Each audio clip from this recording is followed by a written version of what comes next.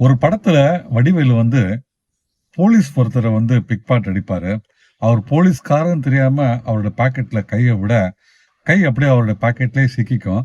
அவர் நடக்க நடக்க பின்னாலேயே வடிவேலும் பதுங்கி பதுங்கி நடப்பாரு. கடைசியில பாத்தீங்கன்னா, அவர் ஒரு போலீஸ் இன்ஸ்பெக்டரா இருப்பாரு. போலீஸ் ஸ்டேஷன் கூடவே வடிவேலும் போவாரு. அப்படி ஒரு காமெடி தான் இன்னைக்கு நம்ம தமிழ்நாட்டுல நடந்திருக்குங்க. தமிழ்நாட்டுல திருச்செந்தூர் கோவில்ல பாத்தீங்கன்னா, தினசரி பெரும் முறைகேடுகள் நடந்துட்டு இருக்கிறதா பக்தர்கள் எல்லாம் கம்ப்ளைண்ட் பண்ணிக்கிட்டே இருக்கிறாங்க.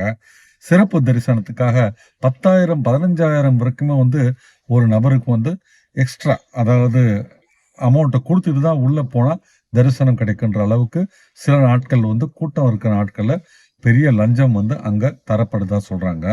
இப்படி இருக்கையில தான் நிறைய முறைகேடு இருக்குன்னு கேள்விப்பட்டு இப்போ தாவேக ஆட்சியில அறநிலையத்துறை அமைச்சரா இருக்கிற திரு ரமேஷ் அவர்கள் இன்னைக்கு பாத்தீங்கன்னா வைகாசி விசாகங்க, ரொம்பவே முருகனுக்கு உகந்த நாள், ஒரு சிறப்பான நாள். இன்னைக்கு திருச்செந்தூருக்கு திரு ரமேஷ் அவர்கள், அறநிலையத்துறை அமைச்சர் ரமேஷ் அவர்கள் போனாரு. போன இடத்துல மாறு விஷயத்துல போயிருக்கிறாரு. அதாவது அரசியல்வாதி மாதிரி வெள்ளையும் சொல்லியுமா போகாம மாஸ்க் போட்டுக்கிட்டு சாதா பேண்ட் ஷர்ட்ல போயிருக்கிறாரு. வந்தவர் யார் என்னன்னு தெரியாம அவர்கிட்டயே பணத்தை கேட்டிருக்கிறாங்க.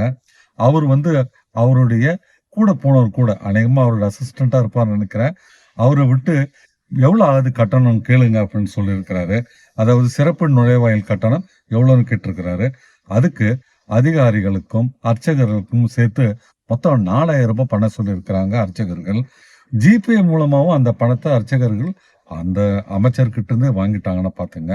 வந்தவர் அமைச்சரும் தெரியாம அவர்கிட்டயே 4,000 ரூபாய அந்த அர்ச்சகர்கள் ஆட்டையை போட அமைச்சருக்கோ ஷாக்குங்க.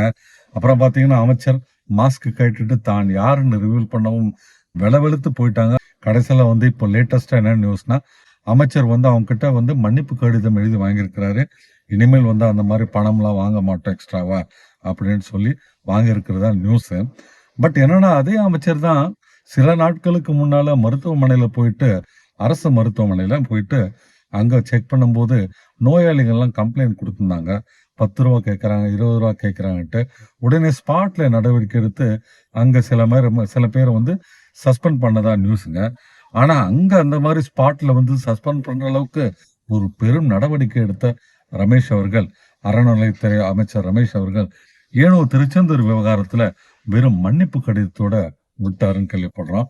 இது உண்மையா இருக்குதுன்னா ரொம்ப தவறான விஷயங்க. அவங்க மேல தகுந்த நடவடிக்கை எடுத்து சம்பந்தப்பட்ட அதிகாரிகளையும் அர்ச்சகர்கள் மேலேயும் நடவடிக்கை எடுத்து அநேகமா கோவிலுக்குள்ள அவர்கள் மீண்டும் வராத மாதிரி பண்ணணுங்க. ஏன்னா திருச்செந்தூர் பேரு நாரி போச்சுங்க. ஒவ்வொரு நாளும் பாத்தீங்கன்னா அங்க போற பக்தர்கள் படும் இன்னல்கள் சொல்லி மாளாது. 4 மணி நேரம் 5 மணி நேரம் கியூல நின்று குடும்பமா சின்ன குழந்தைகள் வச்சுட்டு கஷ்டப்பட்டுக்கிட்டு போனாதான் தரிசனம் கிடைக்குதுங்க. ஆனா 10,000 5,000 கொடுத்தா உடனே தரிசனம் கிடைக்கிற அளவுக்கு ஆகிட்டு இருக்குங்க. உண்மையிலே கடவுள் மேல நமக்கு இருக்கிற அந்த ஒரு நம்பிக்கையெல்லாம் இந்த விஷயத்த பார்த்தா கொஞ்சம் கொஞ்சமா குறைஞ்சிட்டு வருதுன்னே சொல்லுவாங்க. சோ திரு ரமேஷ் அவர்களுக்கு நம்ம உண்மையிலே ரொம்ப பாராட்டு தெரிவிக்கிறோம். அமைச்சர் அவர்களே, நீங்க ரொம்ப நல்ல விஷயம் பண்ணியிருக்கீங்க.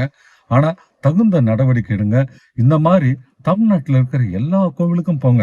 பாத்தீங்கன்னா திருத்தணியில 2 நாளைக்கு முன்ன ஆந்திராவை சேர்ந்த ஒரு லேடி வந்தாங்க. அவங்க கையில ஒரு தங்க வாட்ச் இருந்ததுங்க. அதுல வைரம் ஸ்டட் வச்சிருந்தாங்க. அதை அப்படியே யாரோ உருவிட்டாங்க. இந்த மாதிரிலாம் பாதுகாப்பு குறைபாடு பல இடங்கள்ல இருக்குங்க.